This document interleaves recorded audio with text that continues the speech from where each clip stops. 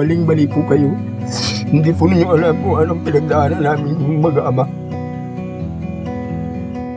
Maraming salamat po at matagal na po namin hiling na maayos yung bahay namin.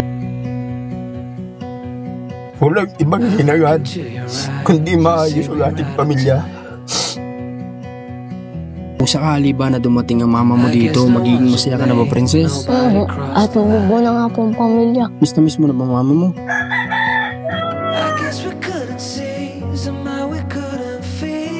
Dahil nga po malayo sa amin si mama. Mahal na mahal ko po siya. Mahal na mahal po namin mag-ama. 1, 2, 3,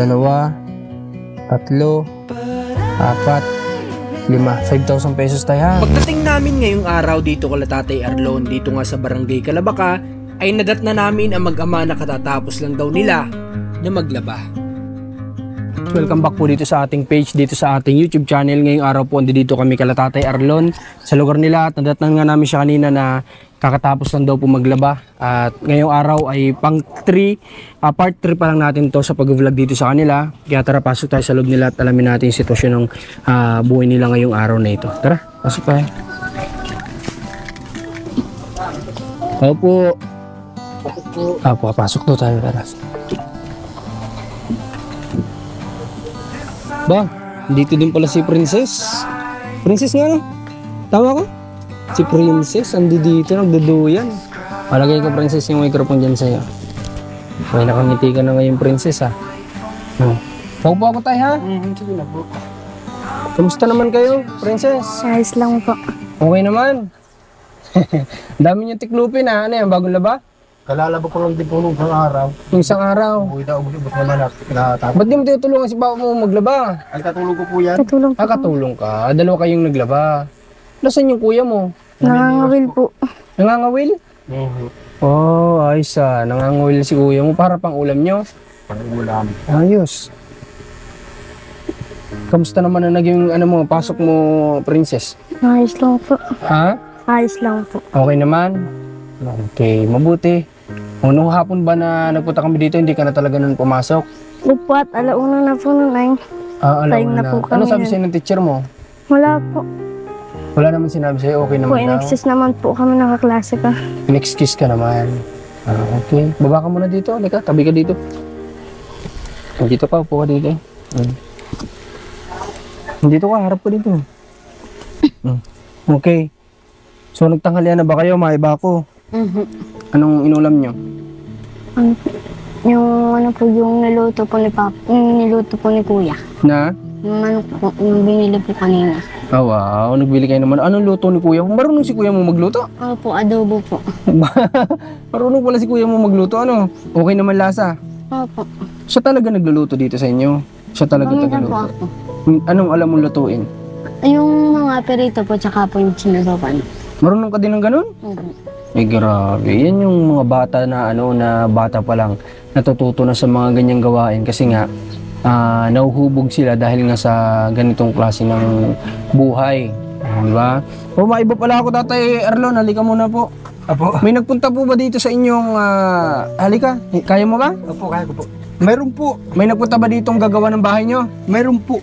Okay, so ito, good news ito. Kasi yung sponsor natin, si Tita Margaret, siya po yung sponsor namin na pangasawa nung dati naming tinutulungan. Alam ko napanood niyo yan, so mabait din si Tita Margaret. At sabi nga niya, willing siyang, since yung kasing tinutulungan natin yun, marunong siya magkarpintero. So sabi niya, si Mister na lang niya yung gagawa at pupuntahin na nga lang. Sabi ko nga, papuntahin na lang dito si Kuya. Limot ko na yung pangalan ay tinutulungan natin, limot ko yung pangalan. Dati natin siya tinutulungan. So, sabi ko, punta na lang siya dito para masukatan niya, ma-estimate kung ilan yung mga kailangan. Tapos, rekta na lang siya doon kay Tita Margaret kasi syempre may contact naman na sila dahil mag-asawa na sila. So, sabi ko, contact na lang sila. Tapos, bibisita na lang kami dito. Basta na lang, punta na lang sila dito para para sila na yung mismong mag-estimate ng mga kailangan. Anong sabi, Tatay? Ay, banggitin ko nga po sa inyo na isang araw daw po ay nagpunta rito. Okay, anong ginawa niya dito? Sinukot niya po itong ng bahay. Sinukat. Tapos sinabi po sa akin, pina-estimate po sa akin yung doon siya magagawa kung magano raw po ang gagastusin sa araw po yung ibububong. Sino ang nag-estimate? Ay pinastimate po sa akin nung nagpunta rito sa magpapanday, sa magagawa ng bahay. Bakit hindi siya ang gagawa? Hindi daw po siya. Okay. So, mali ang pagkakaintindi ko. Siguro, naisip lang din ni Tita Margaret na ibang karpintero na lang gagawa. Iba daw po ang gagawa. Pero nasabi sa akin kasi ni Tita Margaret, mga kabayan, ay yung si kuya na yung gagawa kasi since wala pa naman daw siya sa ngayong ginagawa, hindi masyadong busy. Siya na lang yung paggagawin ni Tita Margaret dito. Pero siguro, nalalayuan, kasi layo naman talaga. Parang ganun na nga. Okay. Gets ko na. Kasi ang layo talaga nito mga kabayan. Mula sa sentro ng Kapalonga, malayo-layo to. So, taga saan nyo nakuha ang karpintero tayo? Taga rito rin daw po. Taga rito lang din po. Ngayon, anong sabi ng karpintero? Ay pinastimate nga po ito kung ilang pirasong pambubong saka yun po yung gagastusin kung magkano.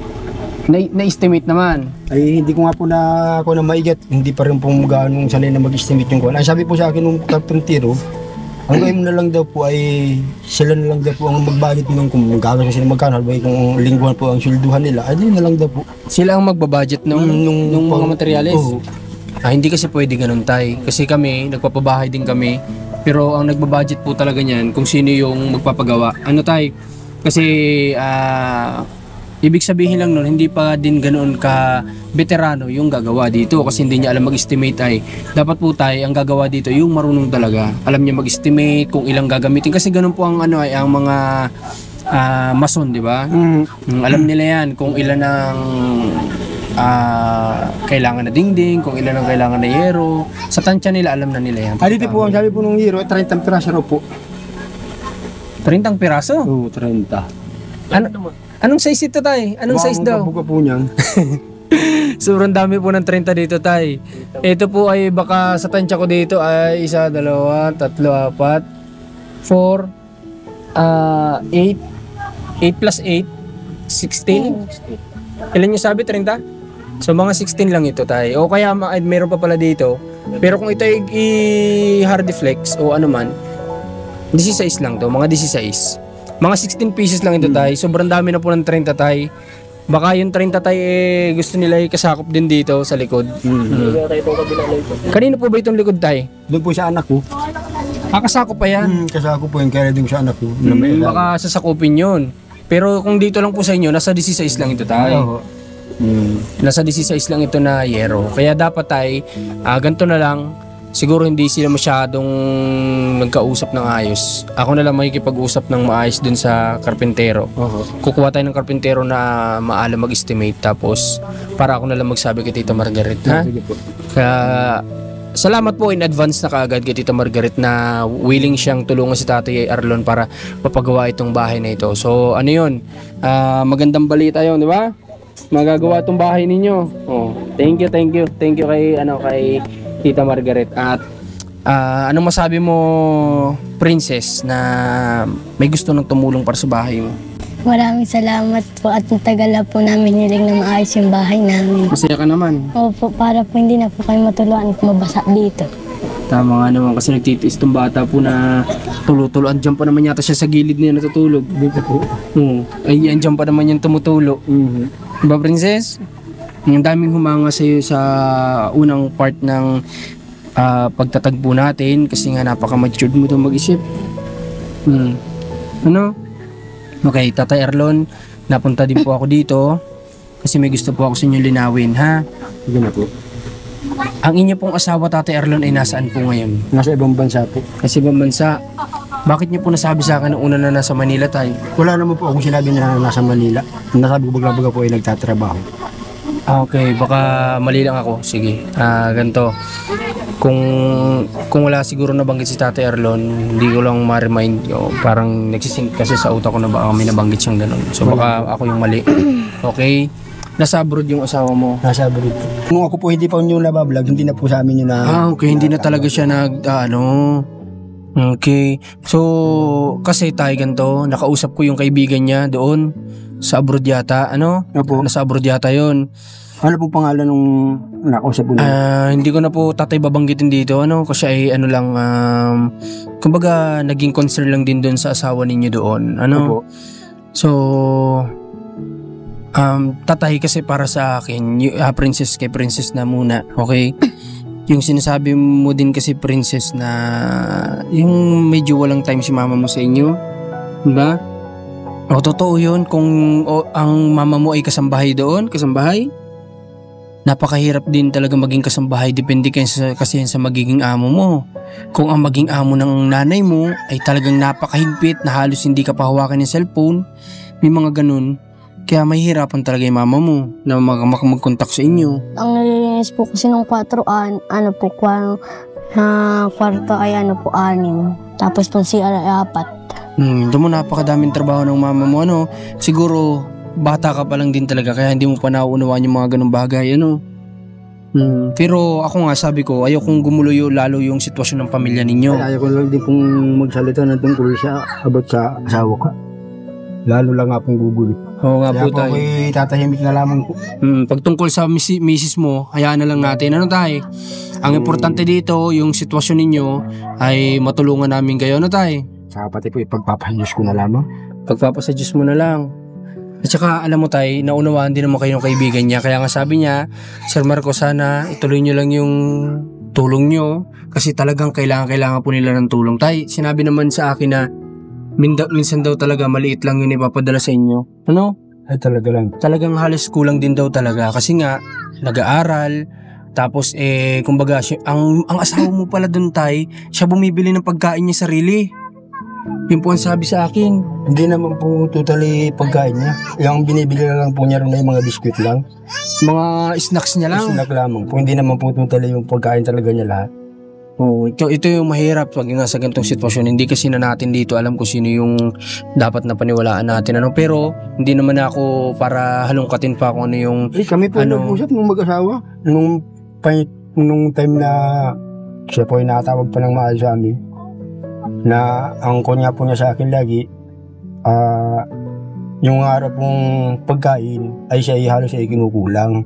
At ang bigay lang daw po nung amo niya, minsan ay kanton, tinapay lang sa umaga. At sabi ko naman po sa kanya, ay huwag mo ka kung ipadala lahat sa amin yung pera, magtira ka rin ng para sa iyo, magbili ka ng mga pagkain para hindi ka naman ka kung magutom-gutom ay malipas-lipasan ng pagkain. Mas naman po sana ng aming kunong mag-asawa. Ito na lamang pong bandang huli na wala na. Ayun nga po sabi ko sa inyo, ayaw ko na lang magsalita. Ayaw ko lang din pong umaba. Parang ako ang nalabas na masama. Pero alam nyo mga bayan, hindi naman sa hindi ako naniniwala kala Tatay Arlon. Kasi kumbaga kapag kasi nagbigay din ako ng opinion dito, baka lalong humaba yung problema nila, ganyan. Pero ganito, may sinasabi kasi sa akin din yung ito, hindi ko alam kung dapat ko pa ba sabihin, pero naguguluhan talaga ako. Ako yung naguguluhan din, syempre. Sabi ko nga, once na pumasok tayo sa buhay ng isang pamilya, apektado na din tayo kung ano man yung pinagdadaanan nila sa buhay. Totoo ba tayo na, ganito na lang, last na ito, totoo ba tayo na ikaw daw din po ay gumagawa ka ng chat? Yung sinasabi ng anak mo na nakaka-chat ng mga lalaki, ay ikaw daw po na nakikipag-chat doon gamit yung account ng asawa mo? Naku, hindi po, sir. Ang totoo po niya, sir, dati po,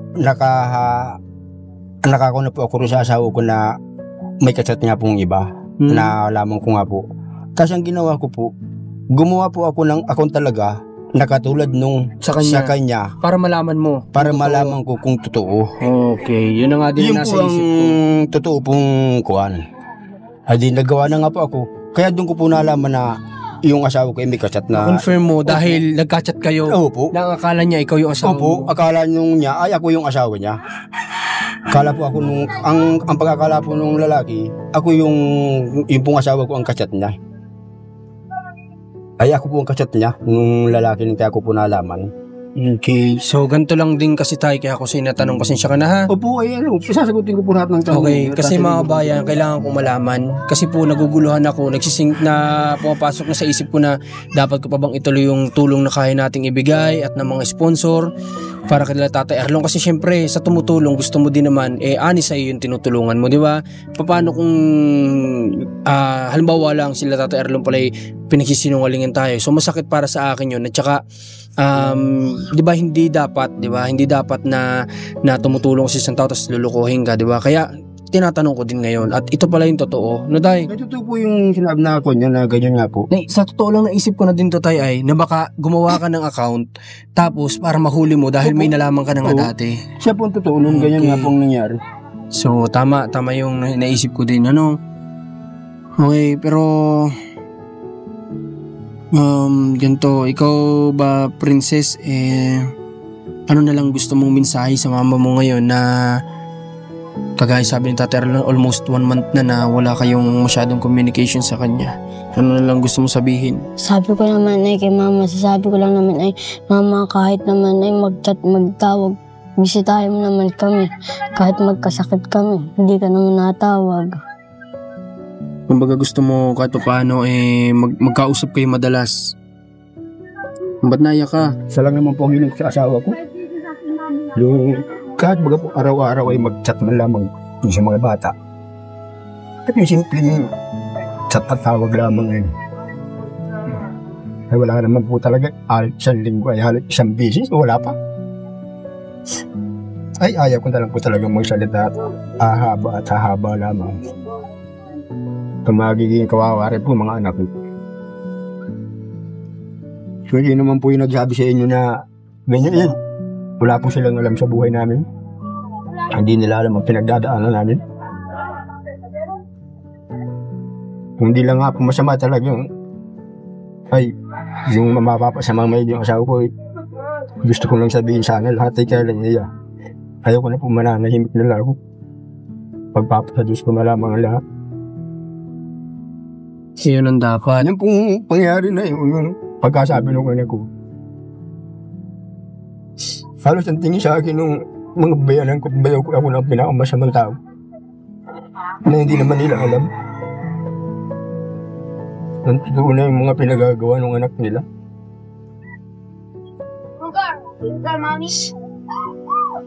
Nung siya po ay bago umalis ng ibang baya, nagpunta po ako sa kanila. Gusto ko po makipag-ayos at gusto kong sabihin sa biyanan ko. Tinakot po ako ng asawa ko. Pinalayas ako na parang hayop. Nasabi ako tatagayin yung biyanan ko sa baranggalit niya na po sa akin. Kung ano-ano raw sinasabi. Kaya nga po ako nagpunta at nung magkaalaman at kung sino ang nagsasabi ng totoo, ay wala naman po ay pinalayas ako. Isa pa lang po ang punto na pa ako. Nasabi, papatayin ako, tatagayin. Pag ako tumuloy. Tapos ang ginawa niya, lumayas. Hindi mo lang sa amin nagpaalam na lulos na ng Maynila at mapunta na sa ibang bansa. Ibig sabihin hindi nyo alam yun? Wala kayong masyadong alam dun? Isa po ay alam kong nag-a-apply. Pero hindi mo alam na aalis na. Hindi ko po alam na biglang aalis na lamang na pumunta ng Maynila. Dahil ko na lang po talaga magsalita. Marami din po para sa akin. At yung asawa ko ay kahit na paano po ay may pinagdaanan kami maganda naman. Pero ayaw ko na pong ipinto lahat. Dahil kami po ang mga anak ko lang din ang maapektuhan. Tama tayo, yaman tayo. Kung sino man yung nagsabi po sa inyo na ako ay mali po kayo. Hindi po ninyo alam kung anong pinagdaanan namin yung mag-ama. At ginawa sa akin ng asawa ko, ayaw ko na lang po. Ako na walang ibang hinagad kundi maayos ang ating pamilya. Halos ako iya, talagang iba na po ay kung ayaw mo na baga sa amin ay mag-amay, wala naman kami magagawa. Kung diyan ka masaya, di mabahala ka sa buhay mo. Paano siya Tatay Arlong nung mga time na nagpapadala siya? Paano? Saan ang kontak nyo? Paano siya nakakapagpadala tayo? Sa Palawan po. Tapos kanino nyo pinapadaan yung message na nagpadala siya, ganyan? Sa akin po. Sa iyo din? Oo. Tapos ano yun, pagkakausap tungkol dun sa padala, wala na? Wala na po. Wala man lang pag-uusap kung kamusta ka na dyan, anong... Madalang po. Dahil ang katuwiran nga po niya lagi sa akin ay busy. Sa lubong po lang, sa linggo sa totoo lamang. Maswerte na po talaga siyang mag-chat o tumawag sa amin. Alam nga naman po siya looban ng isang linggo ay puro siya busy. 24 hours at kanyang trabaho. Marami naman po akong nakikita na nag-iibang bansa na may time para sa pamilya. Araw-araw nagkakausap, nagkakachat. Pero siya po ay wala. Alam niyo kasi mga bayan, ako, sa nararamdaman ko kay Tatay Arlon, pasensya na kayo ma'am kung mapanood nyo man ito, alam ko mapanood nyo. Hindi po rin kasi sapat na nagbibigay tayo ng pera. Parang sa amin ding mga lalaki po yan. Hindi sapat na kami ay nagpo-provide sa pamilya ng pangkain sa araw-araw. Dapat po talaga may treatment ka din, special treatment din kaming mga lalaki sa asawa naming babae. Para mas maramdaman nila yung pagmamahal namin o maramdaman nila na nandito kaming asawa ninyo, nakapartner nyo. Parang ganun din po kasi yun ma'am. Kung mapanood nyo po ito, si Tatay Arlon hindi po sapat na nagpapadala lang po kayo ng pera. Kailangan po nila na maramdaman nila na nandiyan pa kayo sa kanila. Di ba? Kailangan maramdaman ng mga bata na nandiyan pa kayong ina, na nandiyan pa ang nanay nila. So, kayo ma'am, kung gusto nyo pong maayos at mahal nyo pa si Tatay Arlon at itong mga anak nyo, pwede po kayo dyang humingi ng bakasyon. Alam ko naman na ang OFW ay may bakasyon yan, yearly or isang beses man sa 2 taon o basta alam ko may bakasyon yan. So, kung mahal nyo ba po sila, ayusin nyo po muna yung pamilya nyo. Mas masarap po magtrabaho kapag okay yung pamilya mo. Kung mahal nyo pa sila, pwede po kayong umuwi, hingi kayong bakasyon, kung di pa kayo nakakahingi ng bakasyon, tapos ayusin nyo itong pamilya nyo, tsaka kayo bumalik ng trabaho at mas magiging maalwan po ang buhay ninyo lalo. Mas masarap ang pagtatrabaho nyo kung maayos ang pamilya nyo at alam nyo walang may sama ng loob sa inyo ang isa sa pamilya ninyo, no? So marahil ay nakikita ko na hindi rin kasi natin masisisi yung pagkukulang ni Tatay Arlon sa inyo, na dapat nga siya yung lalaki na siya dapat yung nagtatrabaho. Pero sa tingin nyo po ma'am, kung hindi naman siguro nagkaganito po ang mga paa ni Tatay Arlon na ngayon nga ay 2 na ang wala, siguro naman po ay siya magtatrabaho para sa pamilya nyo. Hindi nyo kailangan mag-abroad. Di ba Tay Arlon? Tama ba ako? Hindi po ako nagkulang sa kanila nung kumplita pa ako. Lahat po ay ginawa ko. Sabi ko nga po sa mga anak ko, okay kumplita pa ay. Kung kalakasan ko kung kumita ay mag-aral na mag-aral. Para sa kanila din naman po. Nagkaganto-ganto po ang buhay namin nung ako'y magkaganito na nga. At lalo pang lumala. Alam nyo kasi, para sa amin na mga lalaki, masakit para sa amin kapag babae yung bubuhay sa amin. Kaya alam ko, naniniwala ako na si Tatay Arlon, kung hindi siya nagkaganyan, hindi nyo po kailangan umalis ng bansa. Di ba? Siya po ang magsasakripisyo para sa inyo. Kaso nga lang nagkaganito nga, Kaya alam ko yun. Kasi lalaki din po ako, masakit para sa amin yun na makikita namin na babae yung bumubuhay sa amin, di ba? Pero wala po siyang magawa ay si Tatay Arlon. Kasi nga ganito yung niya, sitwasyon niya. Kailangan niya po kayo ma'am, kailangan niya yung presensya niyo bilang misis. Kung hindi man kayo sila ayos sa side po ninyo, marahil hindi rin nila alam kung anong totoong nangyayari sa inyo mag-asawa, kasi naniniwala ko kayong 2 lang po nakakaalam yan mag-asawa. Diba? Yung iba, kung may chismis man dyan, chismis lang yan pero wala pang kasiguraduhan po yan. Kayo pong mag-asawa ang talagang makakaayos ang problema niyo at nakakaalam ng problema niyo. Kung sakali ba na dumating ang mama mo dito, magiging masaya ka na ba, princess? Oo. At mabubuo na nga po ang pamilya. Miss na miss mo na ba mama mo? Dahil nga po malayo sa amin si mama. Hindi kaya pong magbiyahe ng madali. At may paala pong mahigpit ang amo niya sa ibang bansa.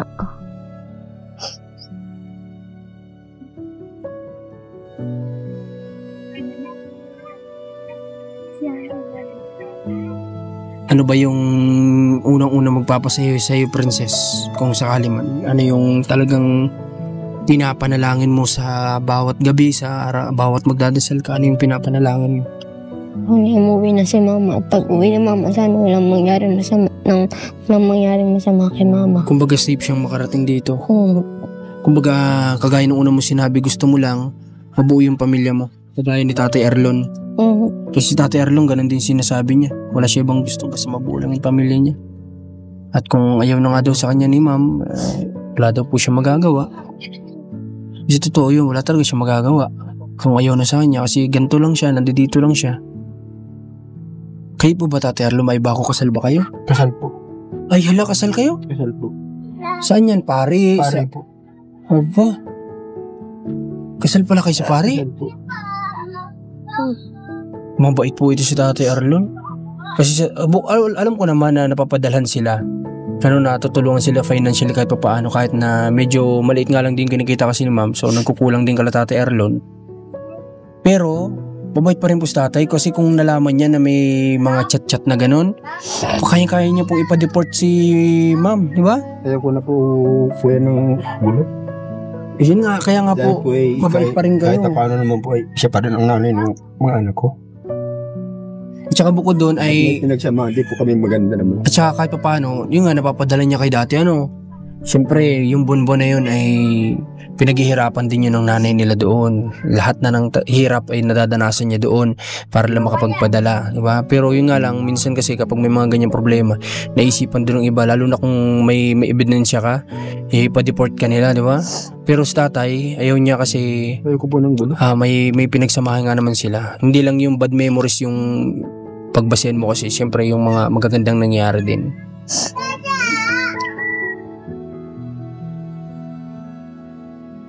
Pero tay, kasi kung uuwi siya naman dito, mas lalo kasi kayong walang magiging buhay. Ay, ang sa akin lang naman po ay kahit siya ay nasa malayo man lang, doon po siya magtrabaho. Yung sa akin lang naman po ay yung mga anak ay huwag naman po sanang kalimutan na sinaharap din naman po ay yun nga po tawagan man lang kung magkausap man lang sila. Masaya na po ako dun. Yung nalalaman namin kung anong kinagahan niya rin. Hanggang mali ang puro sa asawa ko. Yung kanyang problema. Tulad niya harap po nung sabi nung siya nahirapan. Sa ibang tao po niya sinasabi, hindi sa akin. Na dapat kayo yung Na dapat po ay sa akin siya magsabi. Totoo yun. Hindi. Magsasabi. Sa mga kachat niya na ganyan. Bilang asawa ko, ako tinatrato niyang asawa. Sa akin po niya dapat sabihin ng mga ganyang bagay. Di kahit po paano, mapayagot, kung naman lang yung ganyang kalooban. Ay di at uunahin po niya yung mga kachat na ibang tao. Doon niya sasabihin niya mga problema niya. Kaya po sa amin, hindi na nga mag-chat at ngayon nga po ang ginagawa niya. Dito lang naman po kami ng pamilya niya. Kami po ang totoong nagmamahal sa kanya. Hindi yung mga kaibigan niya yan. Hindi siya dadamayan. Sa hirap at ginawa ng mga kuha na yan. Ano swerte, baka yan pang magpasama sa kanya. Totoo, tama yung sinabi ni Tatay Arlo na yun, mga bayan. Na bago ka sumangguni sa iba, sa pamilya mo ikaw lumapit. Diba tatay? Ay, Kung may problema, may dinadamdam kang lungkot, sa pamilya mo ikaw lumapit kasi sila yung hindi ka ipupunta sa masama. Minsan may mga kaibigan pa na iuudyo ka pa sa mali. Diba? Ganyan, may mga ganyan, hindi lahat naman, pero may mga ganyan kaibigan na imbis na payuhan ka na mas makakabuti para sa pamilya mo, papayuhan ka pa niya ng hindi makakabuti.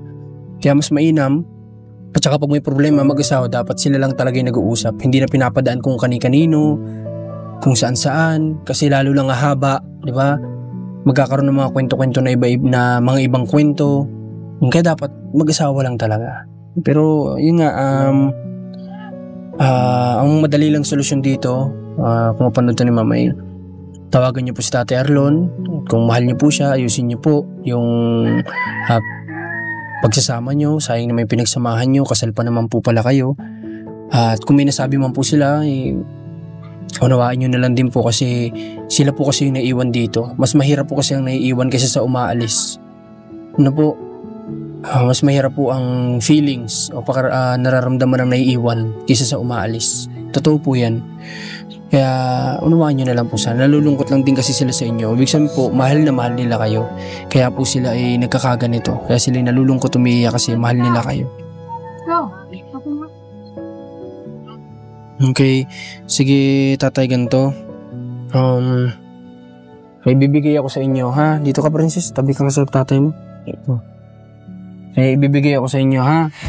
Tay, harap ka dito, tay. Huwag ka na malungkot, tay. Ganito, may dalawang anonymous sponsor na nagpaabot po sa kanila. Ito pong iaabot natin ay worth 5,000 pesos. Isa pong 3,000 at saka po isang 2,000 pesos sa anonymous sponsor. Yun nila magpakilala. So, bibigay ko sa tay. Ganito mo kapalad mo, tay. Isa, dalawa, tatlo, apat, 5,000 pesos, tay, ha? Sa mo tayo balak gamitin yan? Ay, baka po bilagyan ko po ng bigay yung kuno anak ko. Yung kwarto po yung kwarto po ng aking apo. Baka Kasi lagyan ko po ng may dumating yung ano niya, yung anak niya na may napangasawang kakaanak lang. Tama ba ko? Opo. Dito wala ring matutuluyan. So gusto yata ni Tatay Arlon ay Ipakong ko po. pagawan niya kahit papaano dito. Wala po bang trabaho ang anak mong lalaki? Ay meron po ay kulang at kulang po. Halos di po sa kanilang din ay kulang pa. Nangyari nga po ang iniisip ko dito nga po sa amin din nakanatuloy. Pagkain po namin ay halos ay kasama naman po siya. So, nagtutulungan naman po kami mag-ama na para po sa amin kabubuhay. Okay. Sige, ano tayo gusto mo sabihin sa nagpapaabot? Ayaw lang magpakilala. Ay maraming salamat po sa inyo dito po sa tulong ninyo sa amin. Makakaasa po kayo na ito pong tulong ninyo ay mapapalagay po sa maayos. Napakasarap akong ganun. Ikaw, princess, may gusto mong sabihin? Marami rin pong salamat at tinulungan niyo po ang papa ko. Okay. So, mga bayan, salamat muli sa nagpaabot sa mag-ama ng tulong.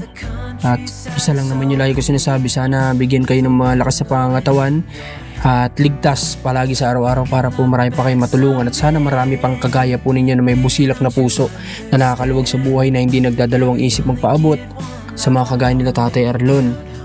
Napakabait ni Tatay Arlon na tao. Sinaisip pa rin niya yung anak niya kahit na may sarili ng pamilya at ganito pa yung kalagayan nila. Sa huling pagkakataon, Tatay Arlon, gusto ko marinig sa'yo yung maganda naman na sasabihin mo sa asawa mo na kahilingan mo para sa kanya. Ang kuko po sa asawa ko ay kung talaga pong kami ay mahal niya at talaga lang po ay kahit na pong mahal na mahal po namin yung asawa ko. Mahal na mahal ko po siya. Mahal na mahal po namin mag-aama. At sana na lang lagi siyang ligtas. Ano Ay, tayo? po lagi, pinapanalay po lagi siyang ligtas at maayos po yung kanyang kalagayan doon sa ibang bansa. Alam po niya yan. Na tuwing kami mag-uusap, ayun na lang po lagi kung sinasabi sa kanya. Na naandito lamang kami mag-ama. Mahal namin siya. Sarap akong ganun sa... Wala po kami pinangarap na masama para sa kanya. Napakasimple po ng kahilingan ng mister niyo man. Maging ayos lang ulit kayo, no? So, yun lang. At tahan na, tatay. Tahan na. Kasi alam ko naman yung pinagdadaanan mo, kaya ganyan. So, pag-pray natin sila. Sama natin sa prayer natin sila, Tatay Arlon, mga bayan. Para na sa ganun ay bigyan sila ng malakas na palakasin pa yung loob nila dito sa pinagdadaanan nila. At sana bigyan sila ng kalinawan ng pag-iisip para sa mag-asawa para maayos nila itong problema nila. At saka ayun lang po ang isa din na request ko sa side po ng asawa niya. Hindi po kasi maayos hanggat tayo po ay makikialam. Ang gawin po natin, hayaan po natin sila mag-asawa ang mag-ayos. At saka po ang dapat tapayo po natin sa... May mga magulang pa ba ang asawa mo? Meron pa ba? Sa mga magulang ng asawa niya, dapat po nasa gitna lang tayo. Kasi hinayaan po natin silang makasal. So, ibig sabihin pares natin silang anak. Anak mo si Tatay, anak niyo si Tatay Arlon, anak niyo rin yung asawa niya. anak nyo po silang dalawa. Kaya dapat nasa gitna lang po tayo nilang dalawa, at dapat na payo natin sa kanila, ayusin ninyo yung mag-asawa. Yun lang po, at wag na wag tayo mangingialam sa problema nila. Kasi once sa mangingialam po tayo, lalo pong hindi magkakaayos sa haba ang problema, kaya nasisira kadalasan ng pamilya dahil sa side ng bawat pamilya minsan may nangingialam. So ano lang, hayaan natin sila kasi matatanda na po sila, ay hayaan natin sila, payuhan natin sila ng mga kabuti sa pamilya, at lalo't may mga anak po sila. Ano? Ayun lang naman. At saka wag na natin awan si Tatay Arlon, at kawawa naman po. Diba? Okay, maraming salamat ulit, at supportan nyo itong video na to, at sana marami pa rin yung matulungan natin. Muli, supportan nyo cameraman Rans TV, Commander ni Marcos, Marcos TV channel, ang inyong lingkod. Yung team namin na Team Marcos, sana samahan nyo kami sa bawat mission. Salamat po. Bless po sa lahat. Hey darling, can I tell you what's been on my mind? Sick and tired of the 9 to 5 in the city light. Hey darling, we could get out of town, see the beautiful world around, wanna see it now.